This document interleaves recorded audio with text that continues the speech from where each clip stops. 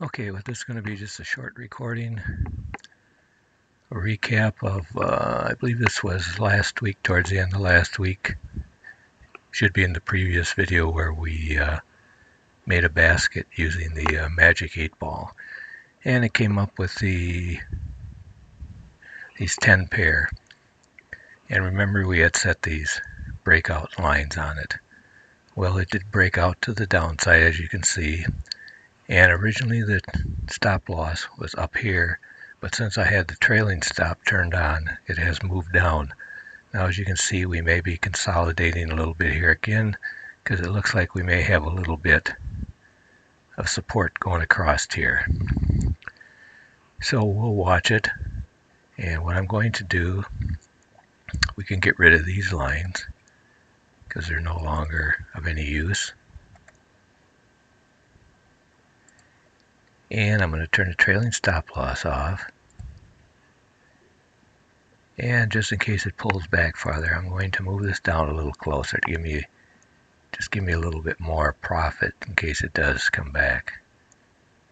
So we'll move it down to there, and then I'll turn the trailing stop back on, and at least we'll have part of our profit protected here now, because we have, let's see what we got here. 84. At least we get 84 pips out of it if it jumps back up that ways. But I just want it on there for protection. But like I said, it looks like it might be consolidating a little bit here again before it advances on down, and then our next target would probably be down here. So we'll see how it goes. Once it passes down, if it does continue on through this point, then we could move our trailing stop even a little closer because we're getting close to support here. So we'll keep an eye on it. Like I said, this one I believe we placed last week. I can't remember the date. It's on the last video, I believe. And this one was just where we just clicked the Magic 8 ball and used those pairs to build this 10 pair basket. And as you can see right now, they are all red. But we do have a couple losers on the bottom here.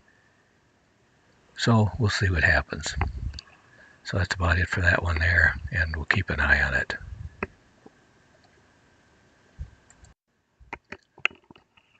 Okay, I think what I'm going to do is, let's just still that Magic 8 ball basket. And as you can see, we're up 300 bucks. And we may be hitting a little bit of support right in here. And you can see our trailing stop has moved down, following. So I think what I'm going to do is I'm just going to close this out for now, because I want to put the next version of the basket writer on here, version 6, so we can go through what's been updated on it. So what I'm going to do is I'm just going to close this basket out.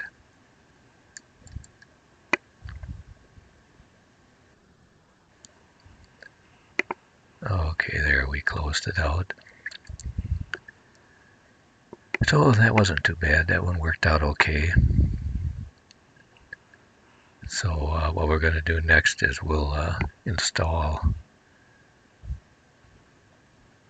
the next version of the basket writer, which is 6. What I'm going to do is I'm going to stop the robot here because I just want to get rid of this chart anyway. And remove the expert. And we can go down and get rid of this chart. Don't need that one anymore. And remember, there's going to be an indicator over here that creates it, so we want to get rid of that. We don't want it to keep creating that. Offline chart. And I'm going to get rid of this robot because I'm going to be putting the next version 6 one on here. Okay, so he's gone, so the next thing will be to do is put the version 6 robot on here. Okay, so here he is, basket writer version 6. And inputs we're just going to leave alone. Now, one thing I may have forgot to mention in the last video was this number here, this minimum magic pairs, which is defaulted to 5. What that determines is what the minimum number of pairs will be in the basket if the Magic 8 ball appears. and in this case is 5. You don't want to set this real low. I mean, it doesn't make any sense to set it to 1 or 2, because who wants a basket of only one pair? You got a basket of one pair, you're trading a single pair. You don't need to create an offline chart. And like I said in the past, I like my baskets to be a little bit larger, at least maybe a 4 or a 5. So the minimum it will create a basket for would be 5. If there's more than that available that it finds, it will create a bigger basket list. But for this case, the smallest it's going to do is a 5-pair basket if you leave it at default. And we click OK. Get rid of some of this stuff. And as you notice, it comes up with a weight now. That is due because of the calculations that'll be going on over here, because we do need to find a previous strength point for the currencies, and this updates every 5 minutes. So you will get this weight. It takes 5 minutes before it finds a previous point to compare it to. So after 5 minutes, the weight will go away and we'll get some more indicator alerts over here that will give us a better idea what's going on. Okay, back to Basket Writer version 6, and as you notice, the weight symbol letters here are now gone. It's been 5 minutes, and you notice we also have some more stuff going on over here now. Some of these backgrounds of certain pairs are lit up either green or red, which we will get into in a moment here. Now, when you change time frames, you're going to get that weight again, because it has to reset and recalculate everything. Plus, it has to wait 5 minutes so it can get a previous reading of what the setting was, so it does a comparison. And it does that comparison every 5 minutes. So every time you reset one of these or stop the row button and restart them, it's going to have to go through that reset process, that 5-minute wait. And as you notice, we do not have a 8-ball up here at the present time, because nothing meets our criteria. And remember, we had it set for a minimum basket size of 5. Now we can check some of the other ones. Now you see the weekly apparently has at least 5 in it. You can click the ball and see. Well, we got 3, 4, that one was 6. There's 6 on the weekly. Another thing you want to do before you build any baskets is always hit the clear tabs, even if there's nothing lit up, just to make sure the basket queue where these pairs are stored is cleared out. So on the weekly we got a cue ball, 8-ball, daily, nothing. 4 hour, we got the 8-ball, see what we got. We got 3, 5, so that one just makes the minimum of 5 in the basket. That picked 5, that's on the 4 hour. Clear it out. Remember in that 1 hour we didn't have anything. And we can also check the 30. Apparently on the 30-minute we got some. And on that one we got 5. It just meets the minimum of 5 for the magic 8-ball. So for now we're going to go back to the 1 hour. And I'm going to clear the queue, just get everything cleared out. And now, of course, since I've been playing around and changing time frames, we're going to have to wait 5 minutes before these alerts, all of these alerts that have been added, are up to date. It doesn't matter with the numbers here will be okay, because those do not look at any previous settings. But the pairs and the currencies over here do, so we have to wait 5 minutes. So we'll stop the tape here for just 5 minutes and wait. Okay, 5 minutes is up, and you can see the wait alert has gone away. And as you can see, now we have some of our green backgrounds and our red backgrounds.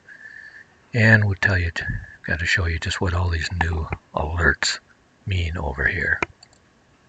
Okay, what I have put onto the screen here is just a cut image of a chart of the euro pound. And what we have on here is a indicator that shows us the currency strengths of the two currencies in that particular pair. The euro currency is the blue line at the bottom. The pound currency is the red line at the top.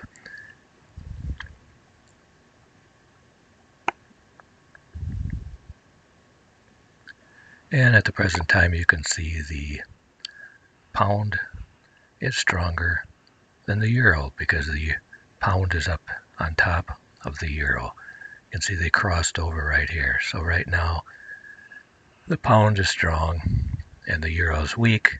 And since this is the euro pound chart, it would be kind of indicating that you are in a sell mode, which you are. You can look at this and it is showing us that it is trending down at this present time, which corresponds to this. Although the currencies are starting to go back towards the center line, which is 0, so it could be weakening a little and eventually maybe cross over and go the other way like it did back here. You had these crossovers.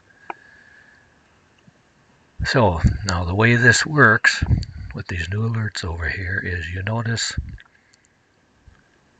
you got your, of course, you got your base pair on the left and you got your quote pair on the right. I mean quote currency on the right and the base currency on the left, which make up the pair.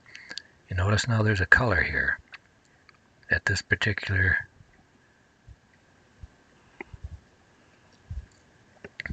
pair, which doesn't correspond to this. But just looking at the pound New Zealand, you can see the pound is green and the New Zealand is red. And what that is telling me, if I had a chart like this of the pound New Zealand up, the pound would be above the 0 line and the New Zealand would be below the 0 line, telling you that it was possibly in an uptrend at that particular time. So that's what the colors of the different currencies tell you. Green means it's above the 0 line, red means it's below the 0 line. And that is the case for these here. Now here you have, they're both green. What that means is both currencies are above the 0 line. So this 0 line would be down here. These still could have the same reference to each other, but the 0 line is down here. They would both be above 0. And in this case with the Aussie New Zealand, they are both red, which means both of these lines would be below the 0 line. The 0 line would be up here, and both of these would be below the 0 line. They still may have the same reference, but it's just their reference to the 0 line. And here you can see on the pound, oops, it just changed. Now it's the Aussie Canadian is 0. That means they're both right at the 0 line. Maybe getting ready to do a cross one way or the other. And if you go down here, you can see the New Zealand is red, the dollar is green. That means the New Zealand dollar, that currency, is below the 0 line, and the dollar, because it's green, is above the 0 line. So that's one way to tell where they are. Generally, you like them to be one above and one below, in reference to 0. Like these here are here. Green above, New Zealand below. And this is in a uptrend. And here you have a downtrend. You got the New Zealand below and the dollar above. That one will be in a downtrend. So that kind of tells you basically they're where each currency is in respect to the zero line. Now remember this number over here, that tells you what the difference between these 2 points are. So if you got a minus 50 here and you got a plus 50 here, the difference would be 100. And so it would show 100 over here. That's what that number tells you. Now the green background. When it lights up with a green background, that means that the base pair on the left is above the zero line, and the quote pair on the right is below the zero line. And it also tells you that they are either, that this one would be going up and this one would be going down. That's why it takes that wait period, that 5-minute wait at the beginning when you load this. It recalculates because it has to determine what a previous setting was 5 minutes ago, and it can only do that by waiting 5 minutes. So when you first load it, it takes a reading, and then you got to wait 5 minutes, and it takes another reading. So if you look at it right in here, it would look at this over here, and it would be going up because it would check another 5 minutes if it was going up, or if it's the same. It can be the same. It may be going sideways, but we don't want it to be going down. So what it does, it looks at one currency and sees if it's going up, getting stronger, and then it also looks at the other currency to see if it's continuing in the direction that it was going. So this one be getting weaker. And when that happens, along with this number here, if this number is also increasing, which is the distance between the two, it's either increasing or at least the same as it was at previous 5 minutes. If all those criteria are met, then you get the background lit up.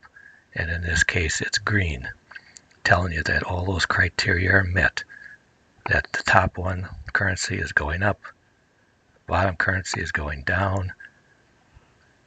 This one is above zero, this one is below zero, and the distance between the two is also increasing or at least the same. And as you can see, right now we have 4 that are supposedly going up, that may be in a uptrend that meet that criteria, and we also have 4 that are in a downtrend and meet that criteria. Now remember, that doesn't necessarily mean you take a short basket here or a long basket for these 4. They could be overbought, or they could be oversold, they could be at a turning point, or they even could be in a ranging period. You want to look and see, so you do the chart. So let's get rid of this, and what we can do is create an offline chart, and just let's have a look at these. So we got we'll do these 4 green ones here. We got the pound Aussie, we got the pound Canadian dollar, and we got the Euro Aussie and the Euro Canadian dollar. Euro Aussie, and everything just changed on it. See, it updated, and apparently they no longer meet the criteria, but we're going to look at them anyway. It could be just they could be at a ranging point. So let's see what it looks like. So we got those 4 selected. Let's create the basket. We're going to create a 1-hour basket. And I didn't change the name, so I'm just going to use the test 4 because this is the only basket I got right now, so it doesn't matter. Otherwise we could give it a different name. Test 4.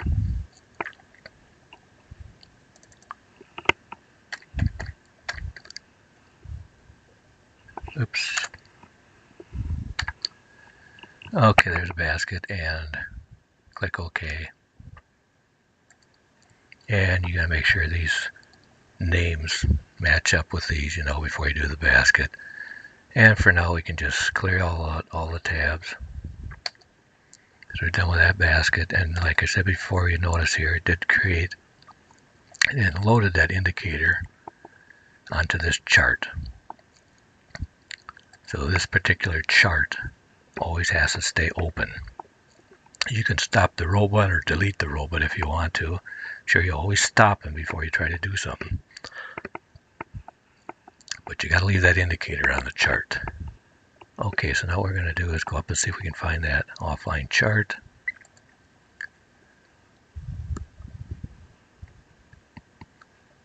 Okay, there he comes now. This is our test 4. There's our offline chart. And I'm going to drop my plain template on there. Just hit the refresh to get back over here. And as you can see, we are into starting an uptrend. We got a double bottom down here. Got a double bounce. A little bit here in the middle, but mainly these two here. And maybe we're going to go up from there. There may be some support, maybe some resistance in here. And like I said before, you can always cheat and use an indicator if you need some help on determining just where those points are. And as you can see right now, we're approaching some resistance, so this may be a time to watch this one until it gets through, decides what it's going to do when it hits this resistance area here. And for now, we can put the EA on there, the BT14, just so we know. And I don't need to change the magic number because I don't have any other charts running right now, and we'll leave all the entries for now just alone because we really don't know what we're going to use for an entry or to watch it, so we'll just leave those alone. And of course I forgot to change the lot again like I usually do. Always stop the robot.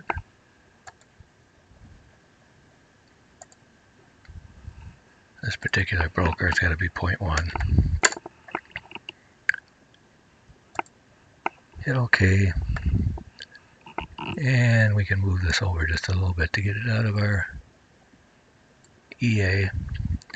So right now I think it's a good point just to sit and watch this. Don't put anything on it, and we'll see what it do. Maybe we're going to get a little bit of a retrace. It looks like we had a little bit of a retrace right here, and then we took off again, but now we're banging into this stuff up here. So expand it out a little bit so I can see a little better.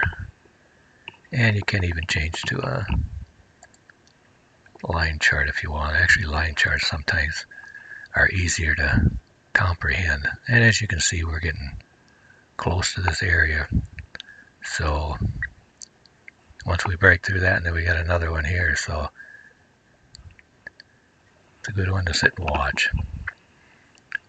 And if you want to go back, and if you want to use any of these entries 0, 1, 2, or 3, or 4, you can always do that. You know, just stop the roll button and go back into the properties and decide which one you want to use. Right now, we wouldn't have, if we weren't going to use any of those, we could use the breakout, which is available right now. So, like I said, we're just going to watch this one, see what it does. Okay, so let's go back. Okay, we must got a new signal. Let's create one for the heck of it using these 3 down here. Clear out the tabs. And, oops, just for the heck of it. Yeah, this one will be different because it'll be 3. It'll still be test, but it'll be test 3. So we don't, I'm not even going to change that right now. We'll just use this. And we'll use the New Zealand dollar, Aussie dollar, and New Zealand Swissy.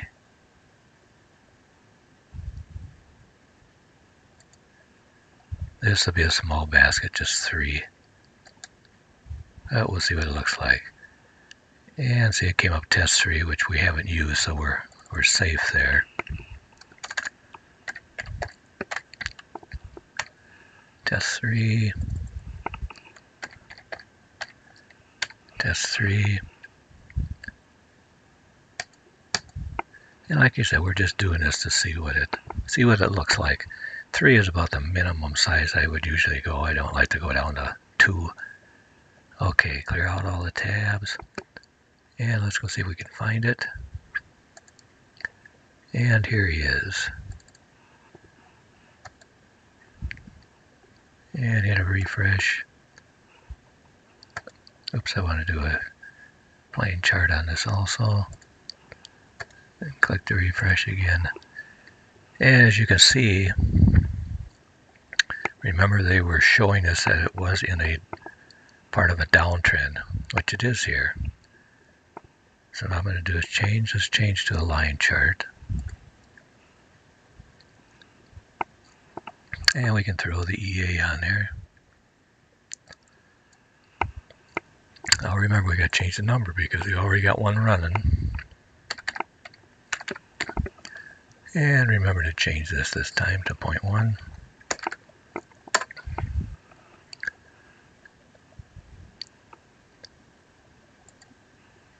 And okay, we got the EA on there.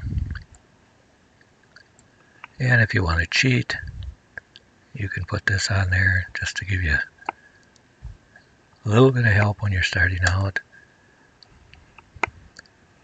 Okay, we got that on there. And it looks like we got a little bit of a pullback here. I know some of you have been wondering about using other indicators on here. We can throw the HAS on there. And I'm going to change it to a 3 and a 3. This will be just for looking. None of these numbers are fixed in stone. You got to decide which ones work the best for you. Click OK. And hit F11 again just to get her back. And I'll hit the plus key here so we can see better.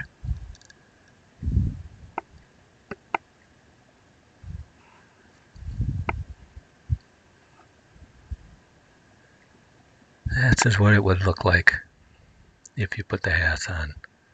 And of course you can also put IXL1 on there if you want to.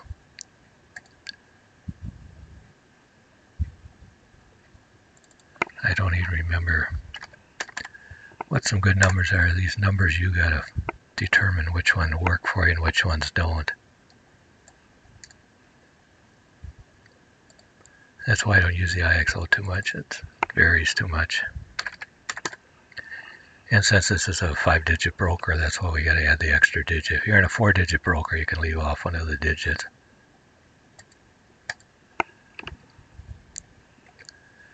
And just for the heck of it, we shrink this down a little bit.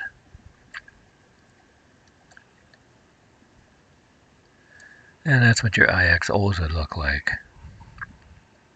And anyway, those two. It just depends on what you pick for them. Same way with the Haas. Depends on what you pick for it. Like the IXO here was signaled right there on the open of that candle. You would have got in down here someplace.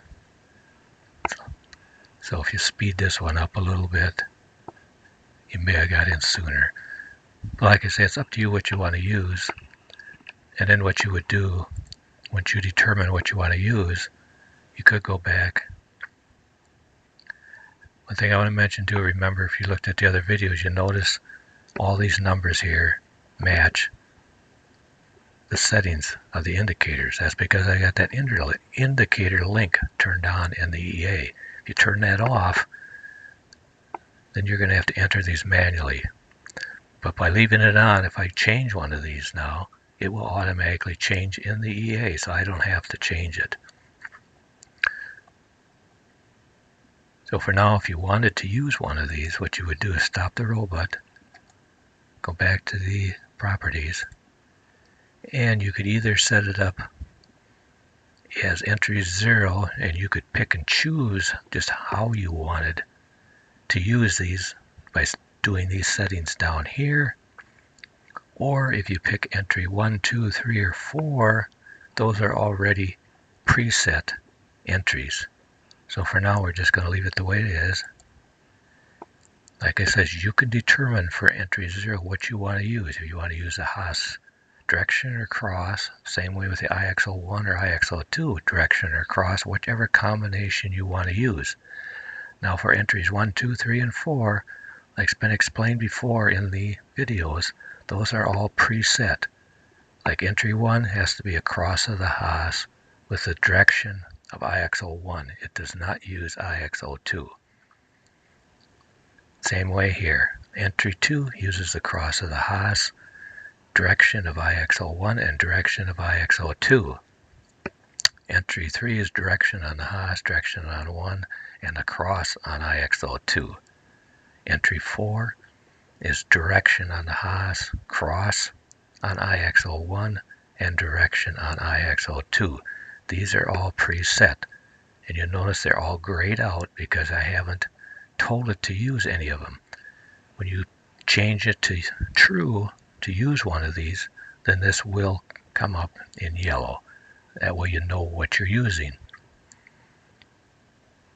And right now it tells you what kind of an alerts are there if you look at one of these, but it's not using them because I don't have it selected. And as you can see, we don't have any crosses because they're not lit up, but we do have direction. You got direction on IXO1 and IXO2, and as you can see, it's telling us red because they're red, and the Haas is also red in direction. So that's what you can do once you put these on there. You can look it over. Now if I was going to trade this one right now, remember this is just for educational purposes. I'm not telling you to trade anything. You're going to lose all your money and you'd be broke. I would have used the breakout lines. And that one actually comes up pretty close to where I'd even put it. Put one there. Remember, it has to close below those lines. Or close above it. And we'll put another one there, see if it closes above that one. Give it a little bit of room. Give this one a little hair more room. Now if the price closes above this line, it'll go long. If it closes below the line, it'll go short.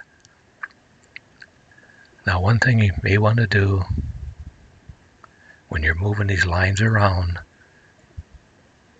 so you don't accidentally trigger something later on when you're in a trade, is you can turn off the roll button up here. That's what the R button is for, or the close. You can turn any of them off when you get these lines and you start moving stuff around later on, so you don't trigger trade accidentally. Of course, nothing's going to happen here in this case because we haven't turned him on yet for start live trading.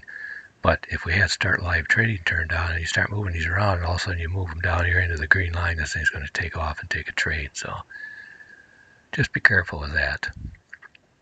So I think we'll just leave that one run right there once, and we'll see what happens if it continues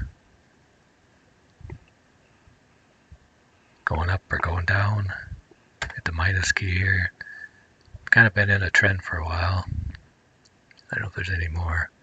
Oh, there's more support up on top, some more up there, so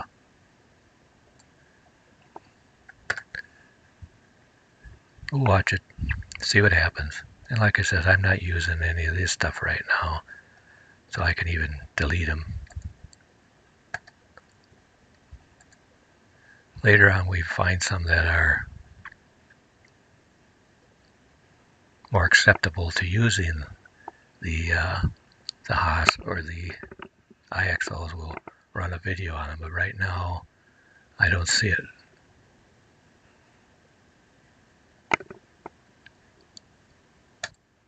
So we'll just sit and wait and let the robot watch it for us. That's one thing nice about the breakout lines. You can put them on there and let the robot watch.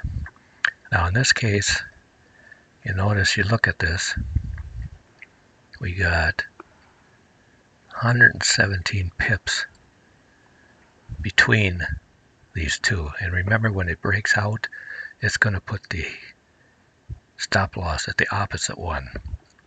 Well, maybe 117 is too far. I don't want it that far away. So I can split the difference by hit the stop loss. And what I can do is move it right up here. I'll put it right in the middle. So now if it breaks out long, this will be the stop loss. If it breaks out short, this will be the stop loss. That way we only got a stop loss of about 63 pips. And since we're only trading 3 pairs, that should be okay. Otherwise, this here is quite a big stop loss. And if I wanted to trail, just turn on the trailing stop. Now, as soon as it breaks out, this will start to trail. So that way you can cut in half your stop loss if you want to, just by putting this on there in the middle. That works when you got a channel. Whenever you got a top and bottom channel line and they seem to be too wide apart, you can go ahead and do this. Now back on this other one, we're probably just going to sit and watch this one. As you can see, it looks like it may be turning around. It does look like it had some support down here before.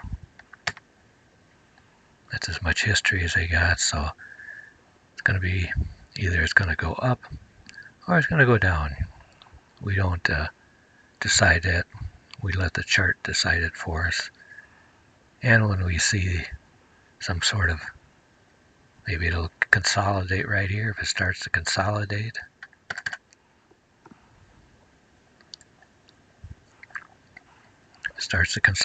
right in this area, then I may go to a breakout lines, put some breakout lines on it, and catch it whichever way it goes. That's the same way when you're doing news. If there's any news coming up, take a look at your news calendar and see if anything of importance is coming up. This is Monday right now, so there's not a heck of a lot going on. I'm not going to worry about any news. But look and see if there's anything coming up where maybe you want to play some certain pairs.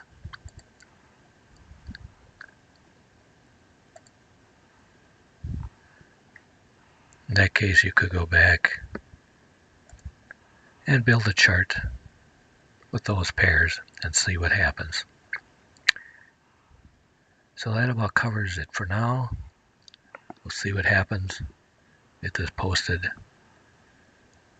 Just remember what all these mean now. It should give you a better idea of which way these things are moving. But you always want to look at the chart, build a chart, just look at it and see what it's doing. That's the best way to do it.